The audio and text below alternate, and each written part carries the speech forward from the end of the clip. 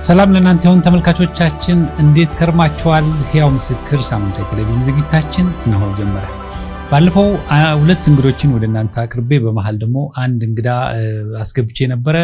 ምስክርነታቸውን ስላልጨረሱ ዛሬ እንደገና ከሱሉልታ ድረስ ተጉዘው ሲኤምኤን ስቱዲዮ የሚገኙት ነብይት ብርቱካንና ነብይ ብርሃኑ እንኳን በሰላም ወደ ሲኤምኤን መጣችሁ። በሰላም እንግዲህ ምስክርነታችሁን ለዓለም ሕዝብ ሁሉ አድርሰናልና እስቲ ምን ውጤት አመጣ? ሰዎች ደውሉላችሁ ወይ? ሰዎች ነፃ ወጡ ወይ? ያው ዋናው የምስክርነታችን ዓላማ ሰዎች ነፃ እንዲወጡ እንዲጠቀሙበት ነውና ምን ውጤት አመጣ? እስቲ ባለፉት 4 ምስክርነቶች በጣም ውጤት አምጥቷል። ብዙ ሰው እየደወለ ነበረ እና በጣም በተለያየ ቻሌንጅ ውስጥ ያሉ ሰዎች ናቸው።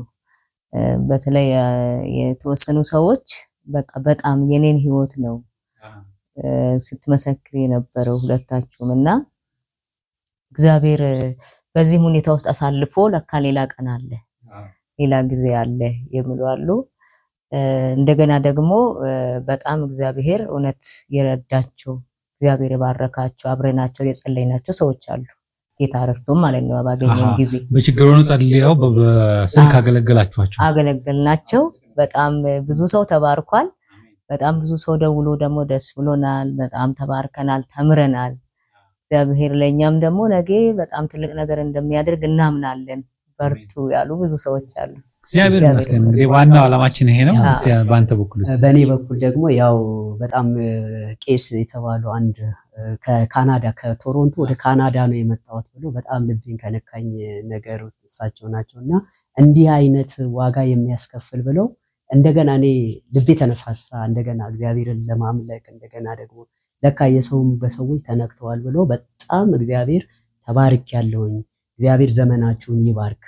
እንደገና ደግሞ በዚሁ በብዙ ነገር ውስጥ ያሉ ትውልድ ስላለ ለትውልድ መዳን ይሆናል ብለው እሳቸው ይሄን ተናገሩ። በጣም ደግሞ ከዛ የገረመኝ ነገር በቤት ውስጥ ተቀምጬ ነበረች አለች። እሷም አሜሪካ ነው ያለችውና በሳምባዬ አንዱ ሳምባዬ የቀኝ ሳምባዬ ነው በመገለጥ ነው ተጸልየው እና የቀኝ ሳምባዬ ብላ ገረመች። እኔ በጣም ከገረመኝ ነገር ብዙ ሰዎች ደውለዋል። ግን ይሄ ነገር ሲል እግዚአብሔር ሆይ እናመሰግናለን። በእውነት ደግሞ ይሄንን ቴሌቪዥን ለሚመለከቱ ወይም ደግሞ ለሚያዩ እግዚአብሔርን ሊያመሰግኑ ይገባል።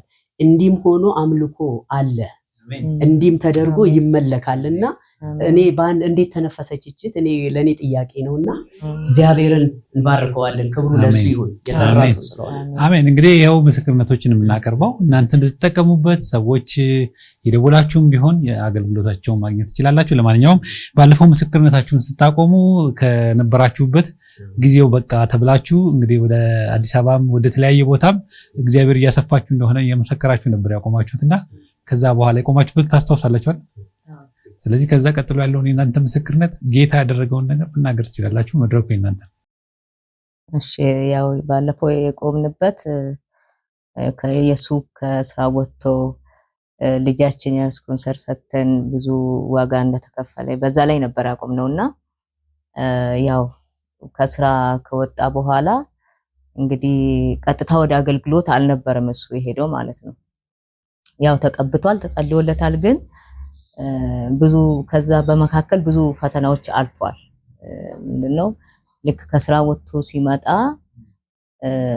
ጠዋት እንግዲህ ማታ ተጸለየ፣ ጠዋት ሄደ። ከዛ ተመልሶ ሲመጣ በር ሲከፍት አዝኗል እሱ ያው ከስራ። ከዛ እኔ እልል ነው አልኩት።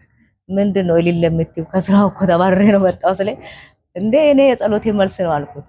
ምክንያቱም ጌታን የጠየቅኩት አብሬ ማገልገል እፈልጋለሁ ነው ከባሌ ጋር አንድ ላይ እንድትቀባል እንድታገለግል እንፈልጋለሁ ስላልኩት የኔ ጸሎቴ መልስ ነው። ታዲያ ምን እንበላለን አለ። እግዚአብሔር ያበለናል አልኩት። እና ከዛ በኋላ ግን ያው ትንሽ ፈተናዎች ነበሩ።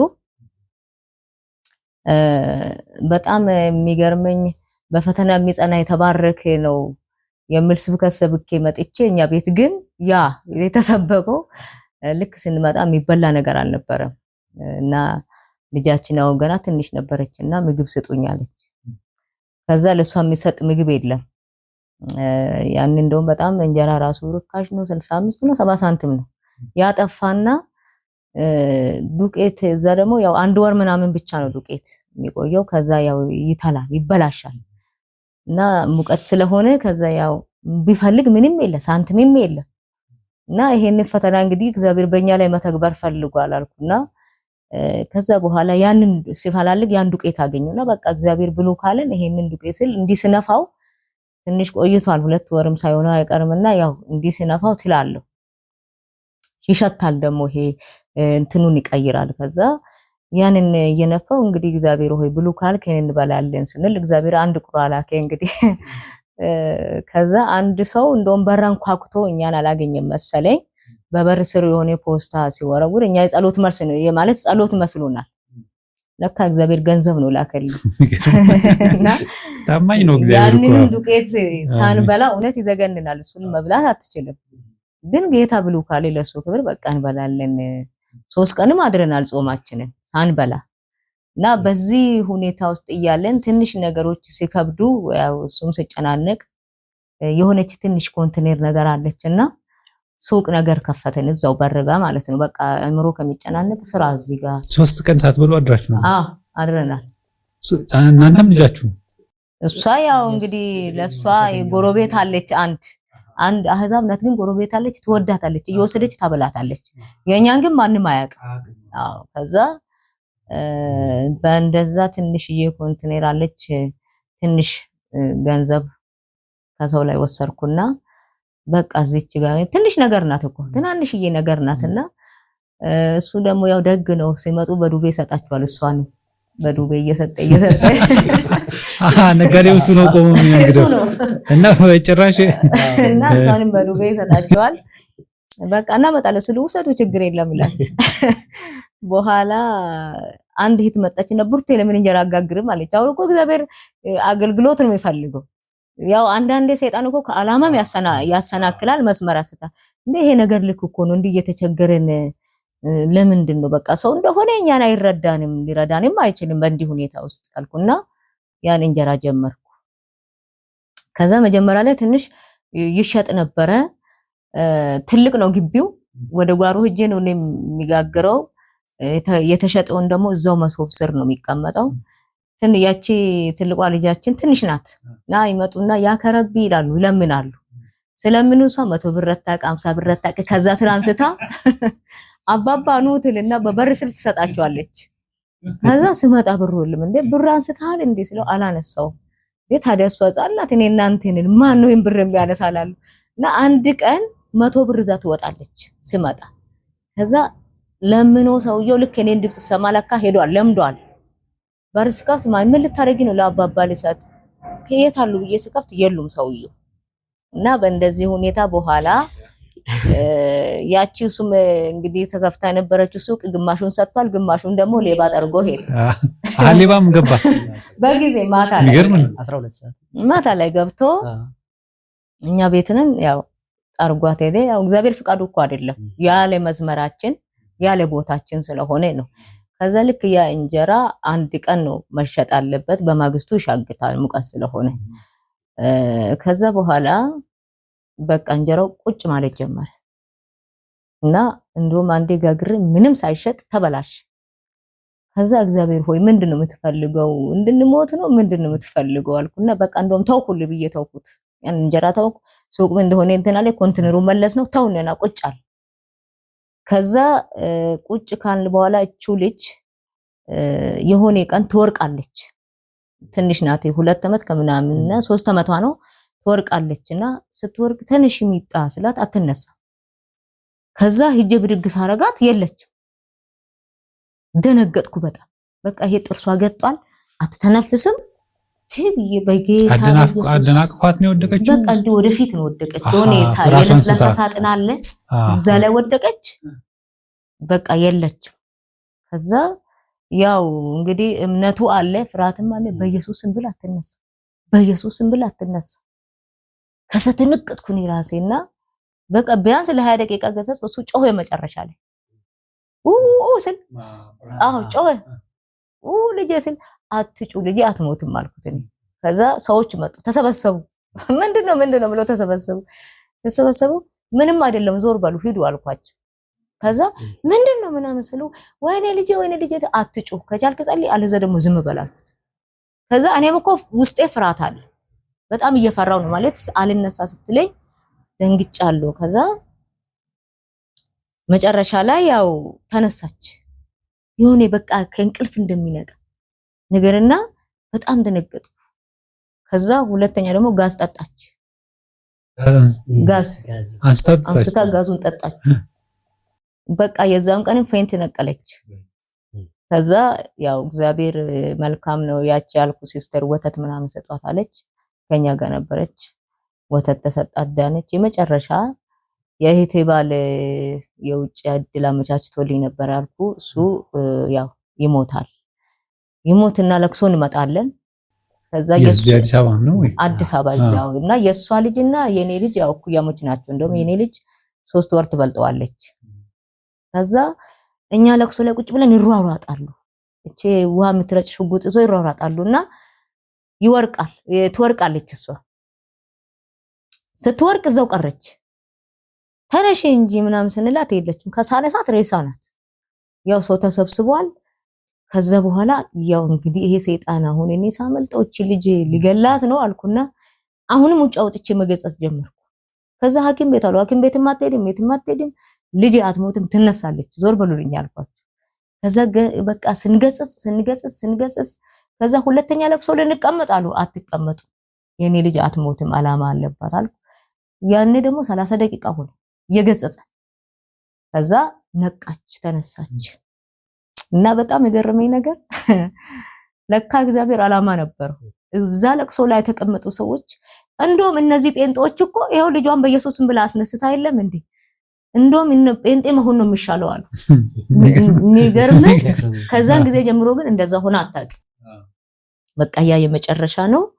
እግዚአብሔር ከዛን ጊዜ ጀምሮ እንዲጥነን ነገር አሟትም ለዛ አሁን እኮ የሚገርመው አንቺም 3 ጊዜ ሞተሽ ተነስተሻል በልጅነት እና ልጅሽ እኮ አንቺን ታሪክ ነው የደገመችው ነው ማለት ነው። እንደዛ ነው በቃ። እና ሳስበው በቃ እኔ ሳመልጠው ሰይጣን አሁን ደግሞ በልጄ ጀመረ። በቃ በጣም ግን ይዋጋ ነበረ መንፈሱ። ያው ብታመልጠውም ጠላት ያው ይዋጋሃል።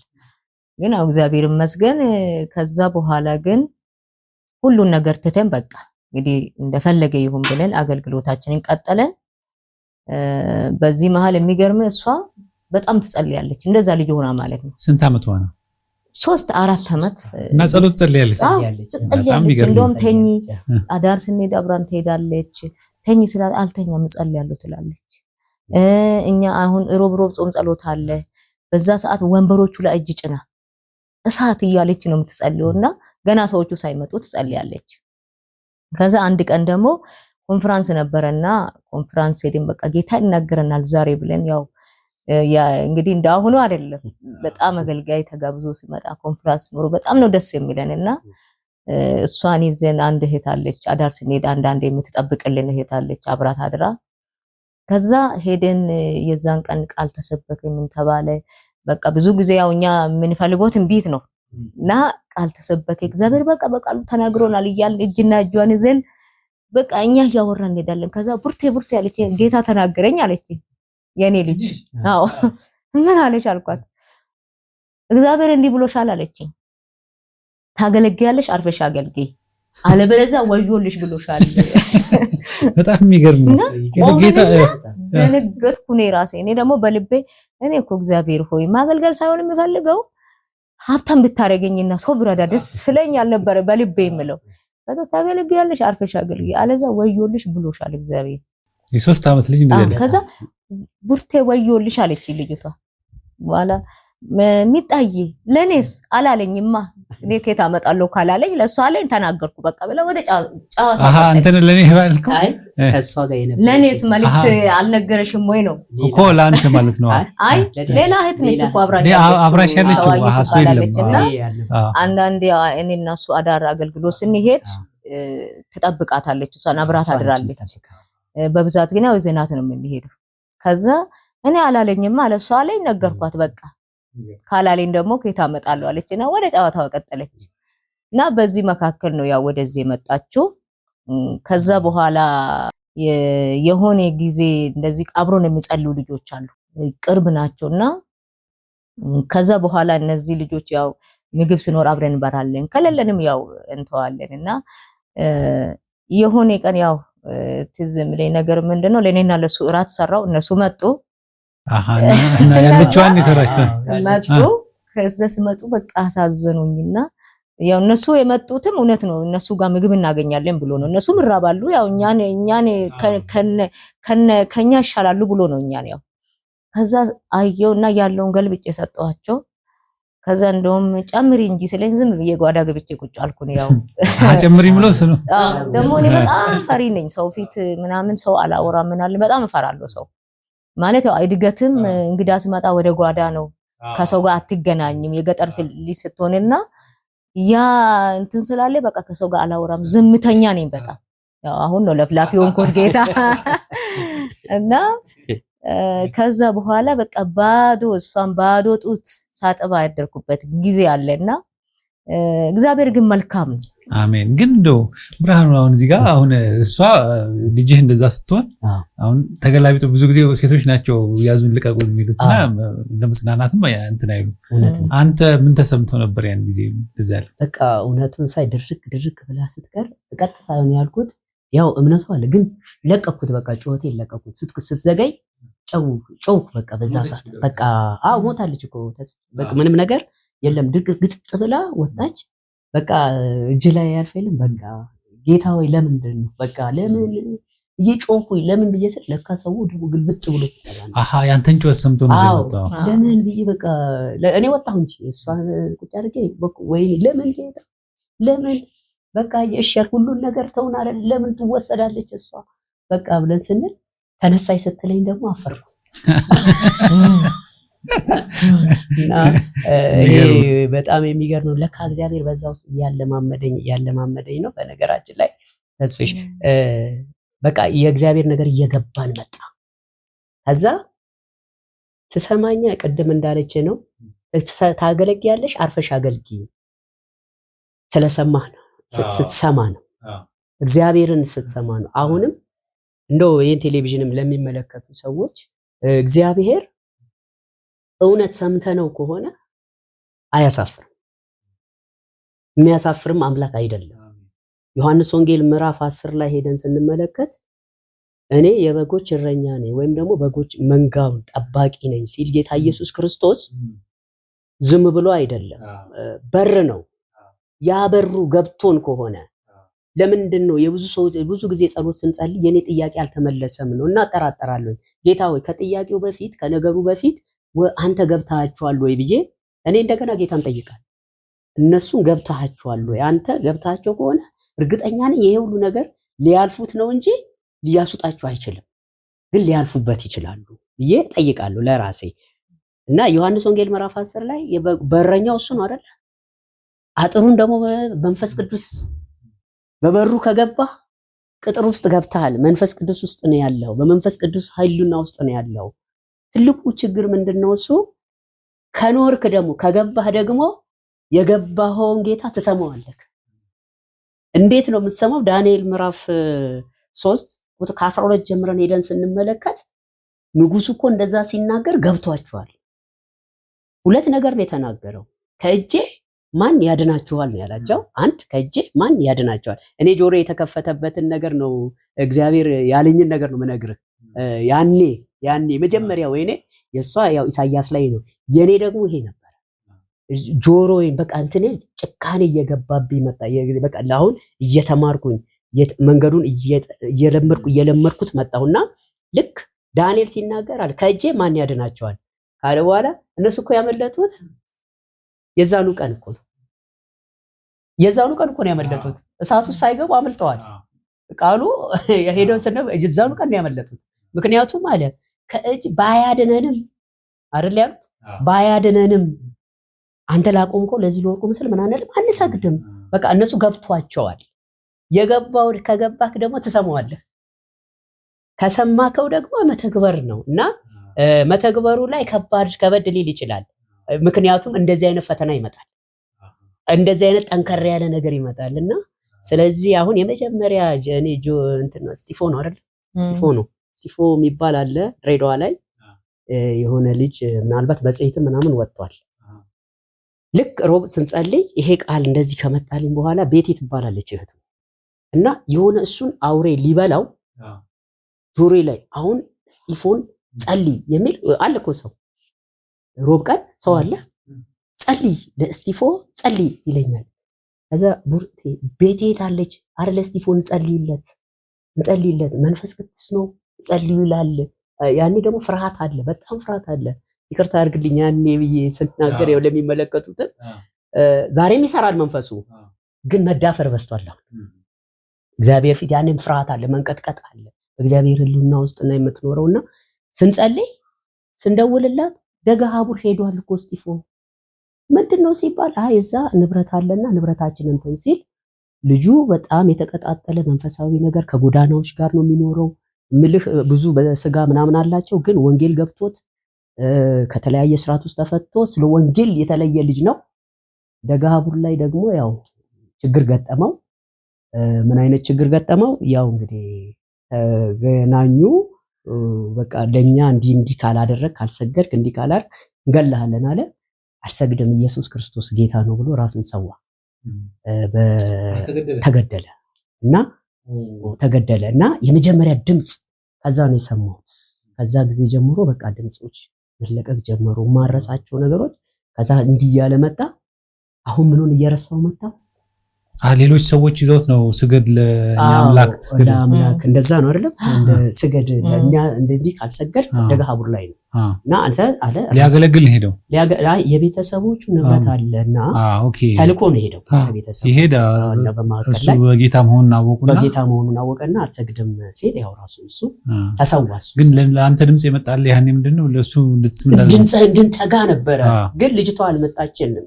ልጅቷ እኮ እስጢፎ እኮ እንደዚህ ነው አለችኝ። ማለት ነገርናት እስጢፎ መጸለይ አለብን። በቃ ውስጤ በጣም እንዳለ ያው እንግዲህ ደስ የሚለው እናትየው ልጅ ያልሞተም ማለት ልጅ ሰማዕታት ነው የሆነው። ልጅ ለመናገር ያው የእግዚአብሔር ቃል ይናገራል። አልሰግድም ብሎ መሞት ክብር ነው፣ በጣም ክብር ነው የሆነውና ከዛ ወዲኛ ውስጥ ደግሞ ጭካኔ እየገባ አለ ደግሞ አሁን እግዚአብሔር ለካነ። ከዛ ያው እንግዲህ እንዳልኩ ምኖች ሁሉ ሰዎች ሁሉ መምጣት ጀመሩ። መጸለይ ተጀመረ። ቤቱ እንትን ማለት ጀመረ። ሁለት ነገሮችን እነግርሃለሁ። ያው ልጅቷ የመጣችበት ሰውዬ ስልካቸውንም እንደውም ካገኘው ይዤ እመጣለሁ ወይም ራሳቸውን ይዣቸው ልመጣ እችላለሁ። እና ሁለት ነገር እነሱ ቤት ያው እንግዲህ ውሰዳት ያሉኝ ጊዜ ቤቱ ጸሎት ይደረጋል። ጸሎት እየተደረገ እንግዲህ በእድሜ ትልልቅ ናቸው። ዶክተር ብቻ ላይ ይባላሉ እሳቸው። በቀደም ያኔ ልጅህ አዲስ አበባ መጣ መኪና ገጫት የተባለ ጊዜ ማለት እሱ ቤት ማለት ነው። እና አሁን ድምጽ ነው፣ አሁንም የድምጽን ነገር ነው ነግርህና ከዛ ልጅ ትወልዳላችሁ በላቸው አለ። ጌታ ሆይ እነዚህ ሰዎች አሁን አልፈዋል፣ ትልልቅ ሰዎች ናቸው፣ እንዴት ነው የምናገረው? ከዛ ያው እንግዲህ እብድ አይደለም የምትሆነው። በቃ እግዚአብሔር ልጅ ይሰጣቸዋል። አይ የልጃችን ልጅ ሊሆን ይችላል፣ ትልልቆች ልጆች ነው ያሏቸው። እና በቃ እና እንግዲህ እኔ ደግሞ ምን ወሰድኩ መሰለህ ራስን ታጽናና የለ ያው እኮ መንፈሳዊም እኮ ልጅ እኮ ከሰጣቸው ልጅ ነው የሚል ነገር የኛ በዚህ ብለን ወደ እንደገና ወሰነና ወደ ድሬዳዋ ይሄን ከዓመት በኋላ ነው። ከዓመት በኋላ ስንሄድ ዓመት አይደለም ከሁለት ዓመት ይመስለኛል ቆይተናል። እሷን ከወሰርን በኋላ ነው ስንሄድ ያው ትጠይቃለህ ያው እና ጸሎት ቤት ስለሆነ እንዴት ነው ወገኖች ብለህ ስትጠይቅ ሲሄድ የሆነ ልጅ ውር ይሮጣል። ይሄ ልጅ አታውቁትም ማለት ቀስ እያሉ የማን ልጅ ነው ያልነው? የመስከረም ልጅ ነው አይደል? ኧረ እባክህ አሳፍሮናል፣ ነይ ንገሪያቸው። ከዛ ደነገጥኩኝ እኔ ሁለተኛው ደግሞ ድምጽ ሶስተኛው ድምጽ ደግሞ በጣም የገረመኝ ነገር ይርጋለም ትባላለች። አሁን እንትን ነው የገባችው ምንድነው አስኮ ቡራዩ አካባቢ ነው እንግዲህ ስልክ ደውላል። ስልክውን ሰጥቻለሁ እንግዲህ ራስሽ ባለቤቶቹ ሌላው አሁን እኔ ዋናዎቹ ነው የምናገረው፣ ሌላው ራሱ ይናገር። ክብሩ ለጌታ ይሁን። እና ይሄ ሁሉ መከራ የመጣው ለክብር ነው።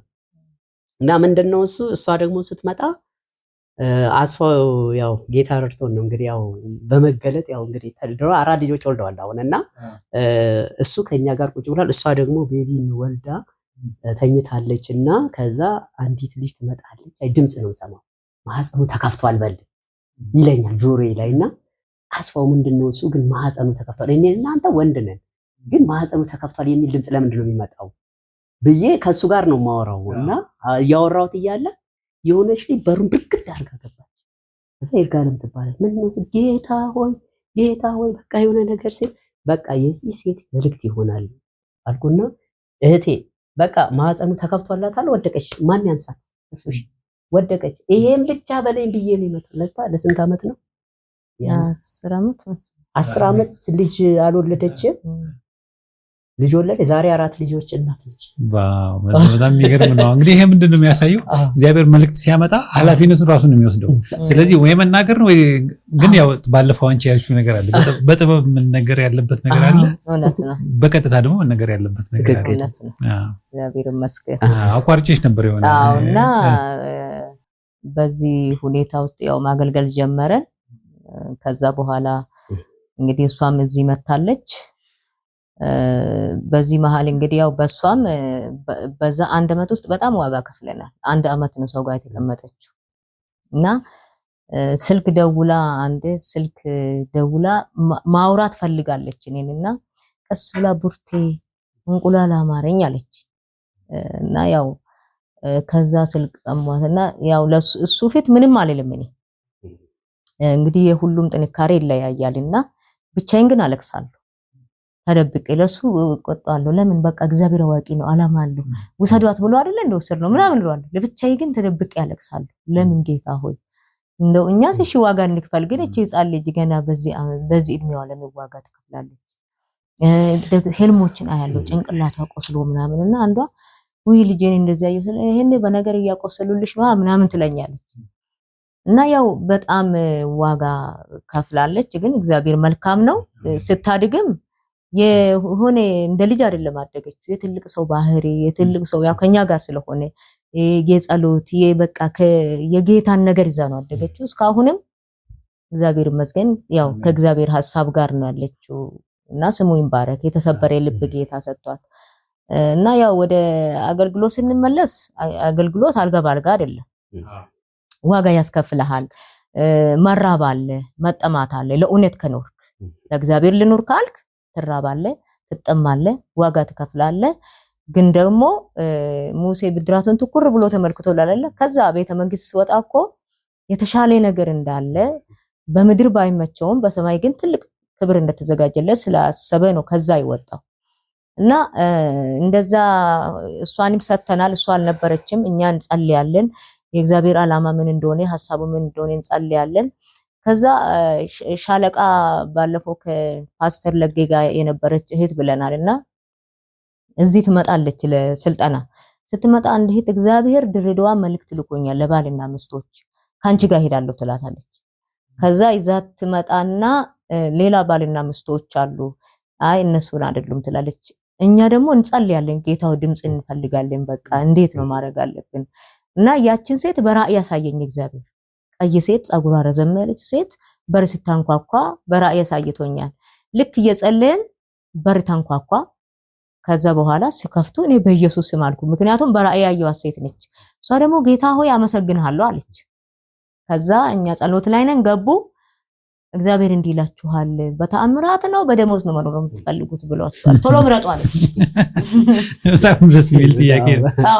ቶሎ ምረጡ ስትል አይ ተአምራት ነው እንጂ የምንፈልጉ ደሞዝም ከፈለጋችሁ ሰጣችኋለሁ፣ ግን የቱ ነው የሚሻላችሁ ስል በተአምራት መኖር እንፈልጋለን። ከዛ ደግሞ ምን አለች?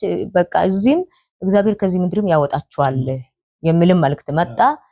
ያው ማረጋገጫ ከዛ በኋላም አንድ እህት ተናግረናለች። ከዛ በኋላ እንግዲህ ከዛ እንዴት እንደወጣን አናውቅም። ወደዚህ ምድር መጣን። ወደዚህ ምድር ደግሞ ስንመጣ ሳናስበው ነው አገልግሎት ተጀመረው። በቃ እንዴት እንደመጣን ራሱ አላውቅም። ልጅቷ እዚሁ ናት። ኑሯችሁ እዛ ነው፣ ቤታችሁ እዛ ነው። አሁን ከተጠቅልላችሁ አዲስ አበባ ቤታችን እዛ ነው፣ ኑሯችን እዛ ነው። ከዛ እቺ ልጅ መኪና ገጫት ተብሎ ተደወለልኝ ብለዋል። በዛን ጊዜ ነው የመጣችሁት? ከዛ የዛኑ አመት መጨረሻ አካባቢ ነው። ከዛ ደግሞ ትምህርት ቤት የሚያመጣት ጠፍቶ እስከ 12 ሰዓት ነው እስከ 1 ሰዓት ተቀምጣለች አንድ ቀን። ያንንም እቺ ልጅ ወላጅ የላትም ተብሎ ተደውሏል።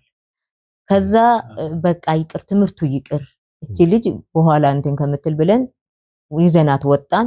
አንድ እህት ደግሞ ምን አለች በቃ እኔ እቺን 2 ወር ላስተምራት ገና ለዚህ 2 ወር ለምን ብላ ወደ ኮልፌ ቀራኒዮ ነውና እሷ ቤት ይዘት እንሂድ 4 ውሾች አሉ ግቢ ውስጥ ልክ እሷን የዘንበርን ምሽት እነዚህ 4 ውሾች እሱን በሉት ኢየሱስ ቆይስ ለማንኛውም ያዘውና አሁን ሰዓታችን ስለሞላ ተነግረናል። ተመልካቾቻችን እየተከታተላችሁ የምትገኙት በተስፋ ቴሌቪዥን ኔትወርክ በሳተላይት የሚተላለፍላችሁ እንደዚሁም በዩቲዩብ አድራሻ በመላው ዓለም ለምትገኙ ኢትዮጵያና ኤርትራን የሚተላለፍላችሁ ይህ የህያው ምስክር ዝግጅታችን ነው። እረፍት ላይ ደርሰናል። ከረፍት በኋላ እንመለሳለን። የትም ሳትሄዱ ጠብቁ። ይህ ሲኤምኤን